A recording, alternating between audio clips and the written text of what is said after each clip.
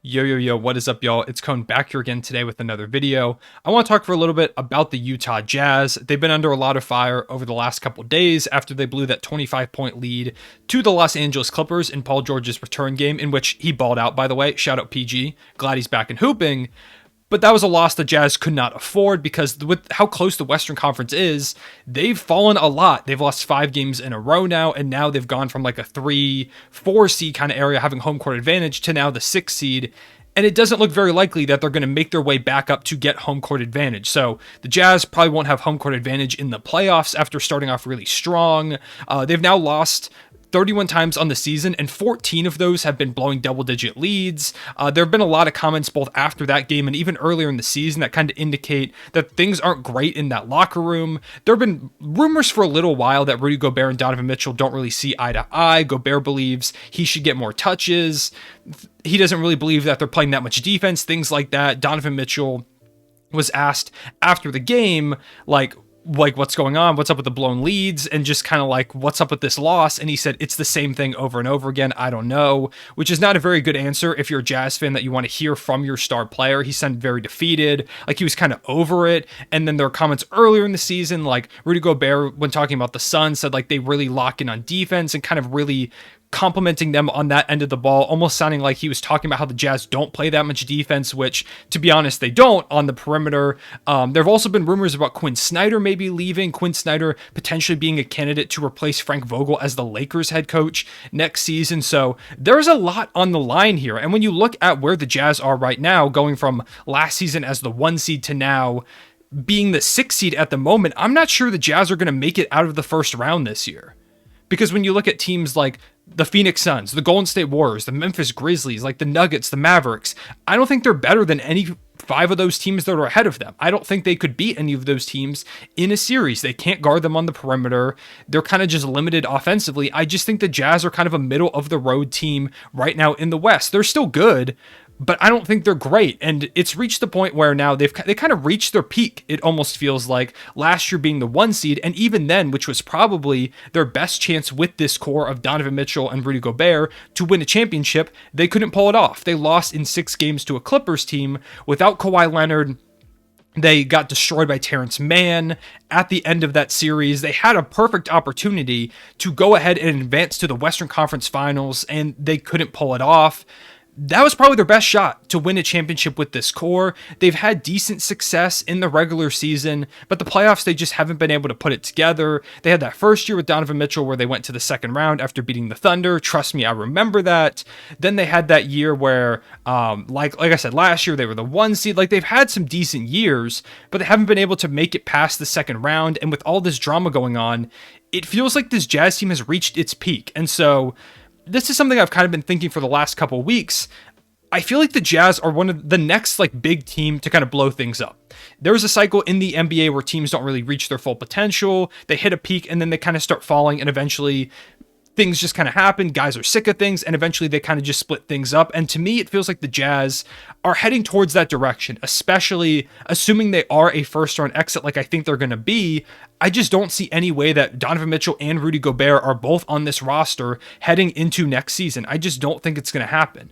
There's not enough flexibility for them to kind of build around those 2 guys at the moment. They've got to make some kind of move, and I think it is going to come. I think there's not all of these rumors with drama without there being at least some truth. I'm not saying that they both want out or that the Jazz are going to have to trade them, full rebuild, but I feel like there probably is some tension in that locker room with the losing that they've done, their inability to really make postseason success out of the regular season success that they've had. I'm sure they're not happy with it. There's no way they are. So I'm sure there's kind of some contention. And if Quinn Snyder leaves as well, he's a great coach. So that's a problem. To me, it just feels like the Jazz have reached their peak and they're kind of on that downtrend at the moment. Now, obviously winning does fix all issues. If they go into the playoffs, all of a sudden kind of put it together perimeter defensive wise, Donovan Mitchell goes crazy like he typically does in the playoffs, Rudy Gobert is locking up, and they all of a sudden make a run to either the semifinals or the finals, in the conference, that is, not the NBA Finals. But if they make that type of run, then who knows? Maybe this whole thing comes back. They make a couple moves, because I do think even if they make a decent run, this team's not good enough to win a championship right now. They've got to kind of, rework things. But if they make a decent run, then who knows? Everything I'm talking about in this video could go completely down the drain, because winning kind of fixes most issues in the NBA. But I don't think it's going to happen. And so I kind of want to talk about what that's going to look like. If they do decide to blow it up, a lot of people, at least according to all the jersey swaps I've seen on my timeline, think it's going to be Donovan Mitchell. But to me, it is much more likely that Rudy Gobert is the one that gets traded. Now, there are rumors that Donovan Mitchell kind of wants to play in a bigger market. Maybe he wants to play for the Knicks, but we've heard that a million times. I'm not going to put a lot of stock into just like one report about Donovan Mitchell maybe wanting to play for the Knicks, because if he really wants to do that, that's something he can do later in his career. I don't think he's going to demand a trade or anything like that. If they lose in the first round, I believe he's going to demand that they make the necessary changes to become winners, but I don't see him like demanding a trade out. So I think Gobert is kind of the more realistic option to be traded. Rudy Gobert, a lot of people have been saying, oh, who's going to take on his contract? But honestly, it's like not that bad. So Rudy Gobert, money-wise, is making $35 million this year. That goes to $38, $41, and $43 million when he is 32 years old, with a player option for $46 million, which I'm assuming he'll take. So he's locked up long-term, and I'm sure a lot of you are thinking, wow, that's a lot of money, which yes, it is. But for one of the better rim protectors in the league, one of the best rim protectors, period, of all time. If you don't believe me, check the Defensive Player of the Year awards. He's incredible on that end, and he's kind of just a walking defense by himself. If you have decent perimeter defenders next to him, you're a top 5 defense, period. Like, even with him, at worst, you're an average defense. Rudy Gobert is a walking defensive system, and I think there are a lot of teams that could benefit from his game. The Charlotte Hornets are a team that immediately comes to mind. Really, to me, the Hornets, what they're really missing is a center like Gobert. If they had a center like Gobert that could roam the paint, block shots, defend at the rim, catch lobs from LaMelo, like he could do all of those things, that Hornets team is so much better, because they're already a great offense, but they're one of the worst defenses in the league. So if they bring in a guy like him, they're going to be really good. You look at a team like the Toronto Raptors, who I think are kind of just a center away from being really, really good. They already are pretty damn good. But if they're willing to move off of like an OG Anunoby and run a starting lineup out there of Fred VanVleet, Gary Trent Jr., Scotty Barnes, Pascal Siakam, and Rudy Gobert, that is going to be the best defensive team, period, in the league. I don't think it ends up even being close.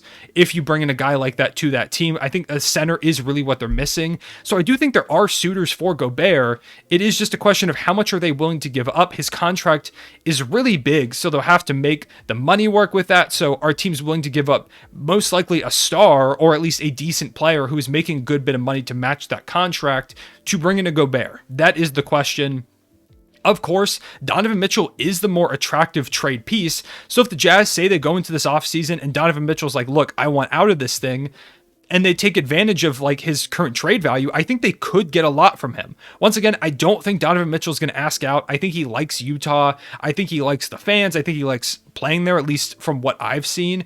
I think the problem is just he wants to win more, which is completely understandable, especially after getting a lot of early success in his career. Like his rookie season, they won a playoff series. That typically does not happen for star rookies, but for him, it did end up working out. And so now that he's had kind of that taste of success, he wants to move past the 3-1 lead blown in the bubble, the 1 seed losing to the Clippers in 6 games. He wants to move past all that and try and win a championship. That's his ultimate goal.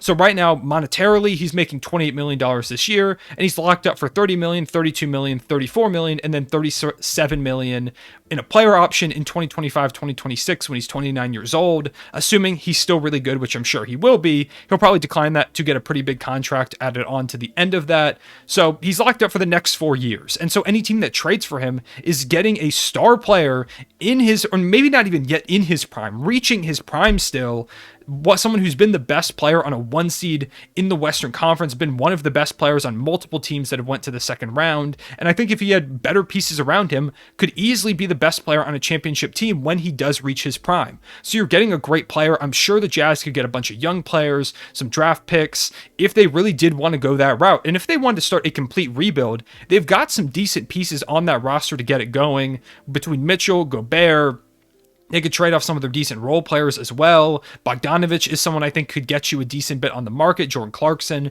So if they really want to go that route, like you get to the offseason, Mitchell's like, I'm done, Gobert's like, I'm done, and you want to go for a rebuild, I think it is possible.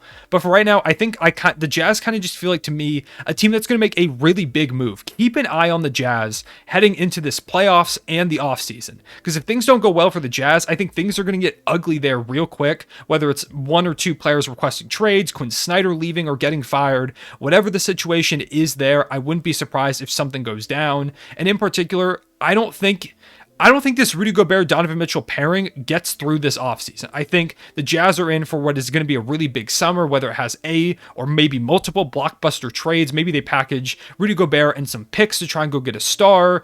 Who knows? But for right now, the Jazz kind of feel like, to me, a team that is on the verge of kind of a collapse, a breakdown, whatever it is. It's going to be a really interesting summer for the Jazz, especially from the perspective of a neutral fan who kind of likes seeing chaos in the NBA. I think it's going to be really fun. Let me know what you think about the Utah Jazz's situation. Do you think they do need to blow up this duo? Do you think they kind of just need a third guy next to them? Do you think that they can acquire that third guy? And like, if Rudy Gobert or Donovan Mitchell became on the market, what teams would you most want to see them go to? Who do you think they fit? And ultimately, make your prediction. What do you think happens to this Jazz team? Do you think I'm right that this is kind of, we're nearing the end of the Utah Jazz as we know them? Or am I kind of overreacting to this whole thing? Let me know in the comment section below. Please leave a like and subscribe. It helps me out more than you know. I appreciate y'all watching, and I will see you all later. Real One, say it back.